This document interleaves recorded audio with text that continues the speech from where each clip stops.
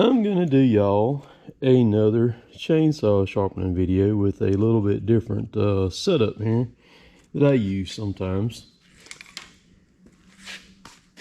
This is called the Husqvarna Roller Guide. It's a great sharpening tool and it works very well. So you have to, this is a 550 XP Mark II and I'm running a 325 chain on it, 50 gauge. And this is the one that you use for it. And then this is the one that you use for the 3/8 chain. Now this one right here will work on any chain. It'll sit on any of them. Whether it's a Husqvarna H-Cut, Oregon, the steel stuff, any of them. You do have to use the 7/32 file with this one. They're actually pretty cool. They've got a depth gauge built into them right here, and they're also made to stick the file through there, and you can put it in your, if you have a holder or something on your tool belt, you know, if you're one of those guys that tows them around, you can stick this in there and it keeps this part right here. But you see it says 3/16 right there, or 4.8 millimeter. There's your 4.8 millimeter right there for the people who are not in the United States. Again, this is a great tool. My thing with it is it slows me down a lot because you have to file this tooth, and then when you file this tooth, then you have to pick it up and move it to the next tooth. And that slows me down quite a lot doing that. Now, here's the drawback to this one, the 3/16 for the 325 chain. This thing will only work with the SP33G chain. I've seen this on the shelves like at Tractor Supply and stuff, and it's sad because it does not tell you, and Husky does not tell you, that this gauge right here will only work with this chain. If you put it on, like try to put it on like an Oregon 325 chain, it will not fit it. It will not work on it. Frustrating, yes it is. So the way it works, you set it over the tooth, so you've got these arrows right there to let you know which direction, because if you spin it around this way, it won't sit on there right. See, it's sitting, this side over here is not the way it's supposed to be.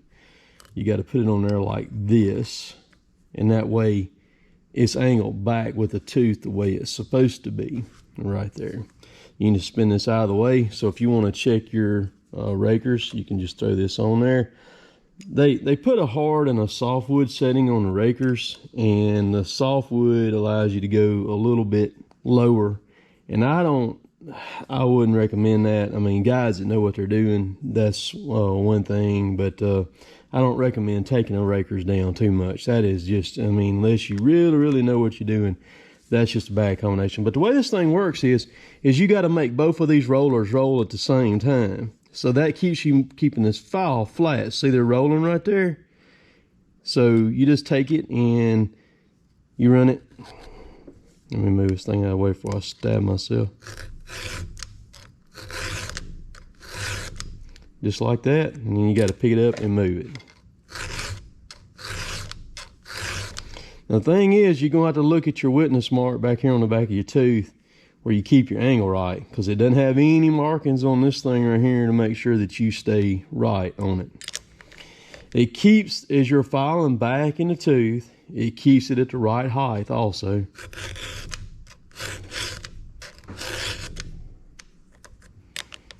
But you can see it's going to be slow.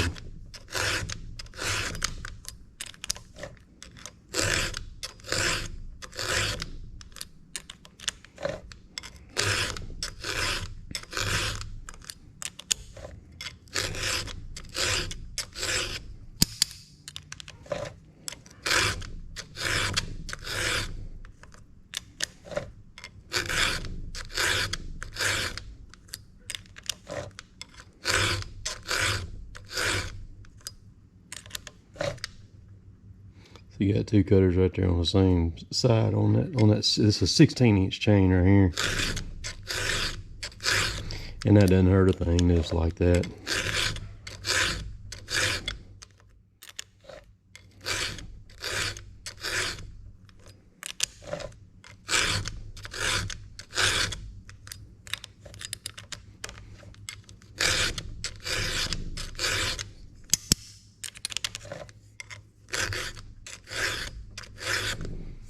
Okay. It does a good job, it's just slower. And I don't necessarily like slower. So I'm gonna take the saw and I'm gonna flip it around to get to the other side. All right, we're gonna run this other side. Let me get on my paint here. I like to always paint the tooth. They've actually got a different tie strap on these X-Cut, and a lot of your higher end chains got a different color tie strap on them where you don't have to do that. But I like using a Sharpie or something to be able to see them better.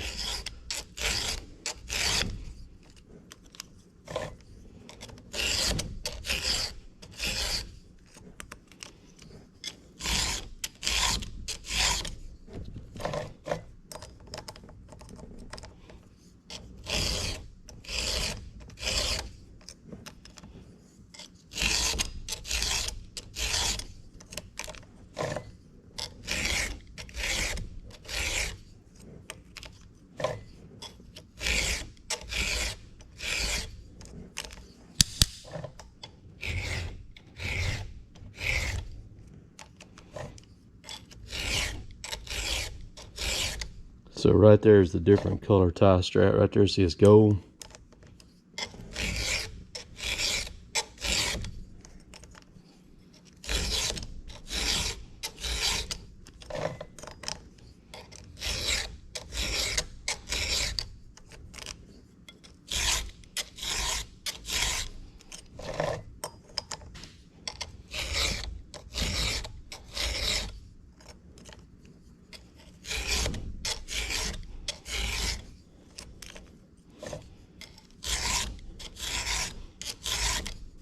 One more.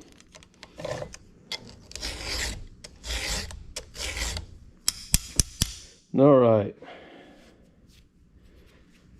That is it. So that's how you use it. And like I said, the blue one for the 3/8 works the same way. It's got a, and I don't know, I've used this one time, I think just one time, and that's been it. I've used this one several times. It actually does really good on these SP33G chains. It really sets it just right. The Oregon with the with this setup right here does too. And I'll use this one. I use this more than anything. And then I'll hit the rakers every now and then on these as I'm wearing a tooth back too. I can tell when it's kind of giving up cutting. So this chain is the Husqvarna SP33G. It's the 325 pitch, 50 gauge, and it's a semi chisel.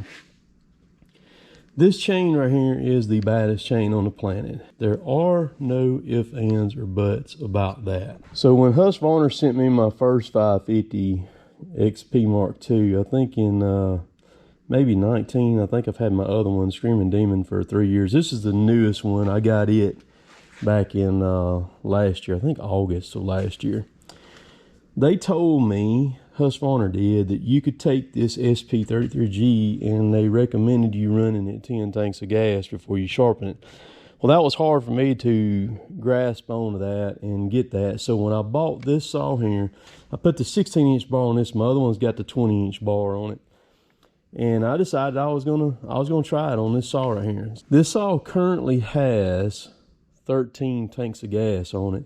And that is the first time I have sharpened that chain. And it's still cutting pretty dang good. This is the one that I took the trees down at the church with, that I was running in a basket. Same saw. So it does really good. You got a semi-chisel. Semi-chisel is a rounded edge right there. It don't come to a chisel like a point. So the chain is a lot more forgiving, like if you hit something. So if you have a tendency of cutting in the ground or cutting dirty wood, you're cutting roots and things like that, the semi-chisel is your go-to as far as that, because it's going to hold up a lot better than a full chisel is. This stuff is like a Timex watch. Y'all remember the old Timex commercials? Will take a licking and keep on ticking. This stuff will take a licking and it will keep on a ticking. I will back them up on that. And it's not very expensive. I think these chains right here around $25 a chain, $25 a chain. You can find them in most stores. And a lot of times they'll have them at Lowe's. Lowe's will have them. I've seen them at our Tractor Supply here. So like most everything in life, there's about 100 different ways you can sharpen the chain. And the bottom line is, I don't care how you do it, whether you do it upside down, standing on your head, backwards, with an electric grinder. I don't care. My thing is as long as I have to run the saw, when I pick it up, that thing will cut. So, like I said, it's tons of ways. I do this kind of stuff like with the same way in the chainsaw classes. I give a baseline and show like 3 or 4 different ways to do things. And then it kind of gets a foundation started for the participants there to kind of take it and run with it. So I hope y'all enjoyed that. Y'all have a great weekend. We'll catch y'all later. Later, taters.